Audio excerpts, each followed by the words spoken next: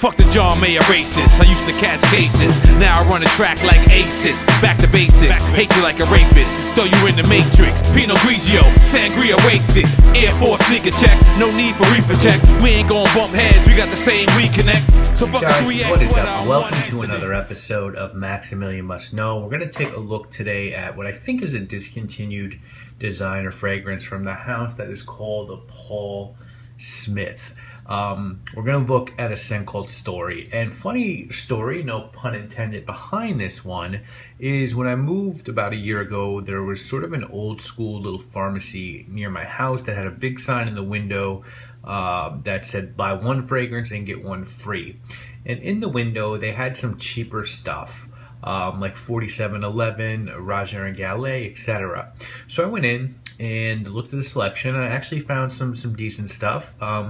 Two discontinued scents. I actually found four. I bought two discontinued fragrances, one original formulation of a fragrance, and one scent that was just a little cheaper than where I'd seen it elsewhere. So I rounded up paying about $140 for four fragrances total, obviously about 35 bucks a piece.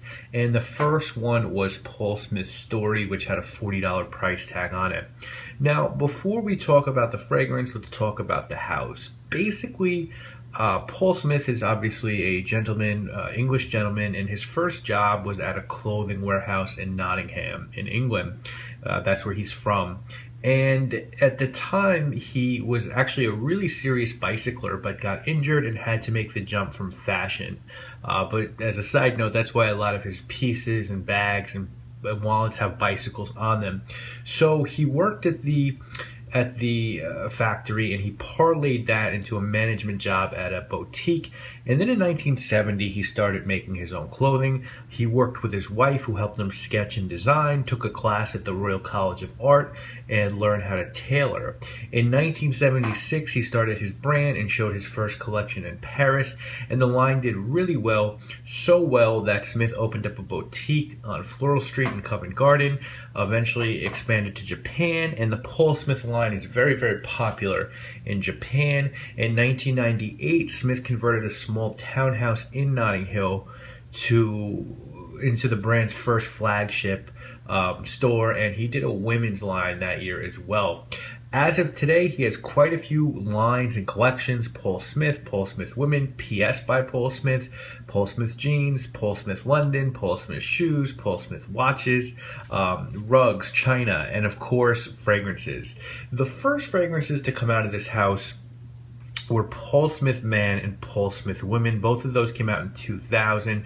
Both were done by Inter Perfumes, who continues to make their scents, and they've done 34 releases under the Paul Smith name. As far as my relationship with the brand, I don't really, their clothes are really sort of on the smaller side, and I'm definitely a bigger guy, so I don't really wear a lot of his clothing. I do have some cufflinks. I had a wallet for a while. I really sort of like his classic approach to good English clothing, or well-made English clothing, and then sort of his own spin, his own artistic spin on that style of clothing. So I really do have a lot of respect for Paul Smith as a designer. As far as fragrances go, I own two. I own this one and Paul Smith Men. If I could find London at the right price, I'd buy that, or the original Paul Smith Man in the black bottle. I would go for those. Otherwise, there aren't a lot of fragrances from this house that are on my radar or on my to purchase list. Story was a 2006 release by the perfumer Natalie Graziacchetto. She hasn't done many popular men's scents. She did do Tumult by Christian Lacroix, and she did Burberry Sport for men and Burberry Rich for women. She's done a pretty fair amount of scents, actually, just not a huge array of popular Fragcom releases. Notes on Story are bergamot, grapefruit, and ivy at the top, jasmine and rose leaf in the middle, musk, amber, cedar, and Haitian vetiver in the base.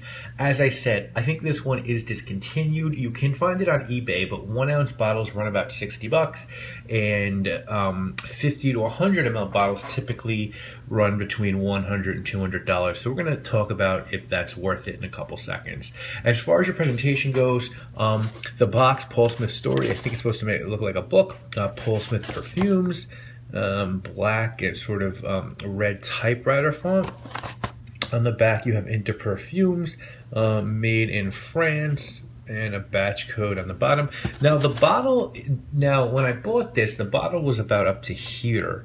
And the cap fits pretty loosely on this one, and I think a bunch of it actually evaporated. But I put the cap back on and screwed it down tight, and I don't think I've lost any juice since then. I've probably worn this 3 or 4 or 5, 6 times maybe. So definitely I would say when I got this, of the 50 ml, this is the 50 ml bottle, there was probably 35 to 37 left. Because it's discontinued, I'm not going to make a big deal out of it. The bottle is meant to look like a book. You can see those are supposed to be pages. You have the same typography here and on the back, and a little bit of sticker on the bottom. And the sprayer works quite well. It's black, and again, I believe it's meant to look like a book. The binding this way, and then the pages this way. So definitely a nice little chic presentation on this one. And it's a nice fragrance, but to me, guys, it's really generic. What I mainly get out of this one is bergamot, grapefruit, and vetiver. The vetiver is definitely what this one is about. It has a really nice touch of green that I think is sort of an accord created by the ivy leaf and vetiver. There's definitely a soapy component to the composition, and that might also come from the vetiver as well. It's a really sort of clean, conservative off of scent. It's one of those scents that's going to make you smell good when you wear it. And what I like about this one personally is the little twist that the perfumer did by making it a bit more unique, with using grapefruit at the top with the bergamot to give the citrus a bit of a different tone. But it's actually a pretty easy fragrance for me to break down. It's going to open up with a sharp and tangy bergamot and grapefruit. You will smell the vetiver at the onset, and as it starts to change and dry down a bit is when that soapy piece of the fragrance comes to peak out, and then it really starts to fade at that point. The soapiness begins to give way to just a really bright vetiver, and that sort of semi-vetiver soapy scent is what you're left for the rest of the journey. Unfortunately for me, this one is not a good performer. It does a good job out of the bottle, and you get a nice little sillage bubble, but within a couple of hours, this one is a shell of what came out of the bottle. It doesn't have the base to really last and get me through a day. It's about a 4 to 5 hour scent with about 2 hours of projection. It could certainly be unisex, but I think that if a female is interested in this type of scent, she'd be better served purchasing Mugler Cologne by Terry Mugler. You could definitely wear this year round, but it's going to have a really tough time cutting through the cold weather. And I think at its best, this is a very good office scent for spring or summertime. If you are unable to get this or just don't want to pay the money for it, I think you can get definitely Mugler Cologne, Original Vetiver by Creed. Both are far superior to this one. And Encre Noir Sport by Lalique also has the grapefruit and bergamot at the top, but it has a more earthy and rooty vetiver at its base. I think Encre Noir Sport is a lot more interesting than this fragrance. If someone were trying to talk you into buying this one, I think they would tell you that it's a really clean, well-blended fragrance. It's sort of different in this soapy genre, and as of now, this one probably is a collector's item.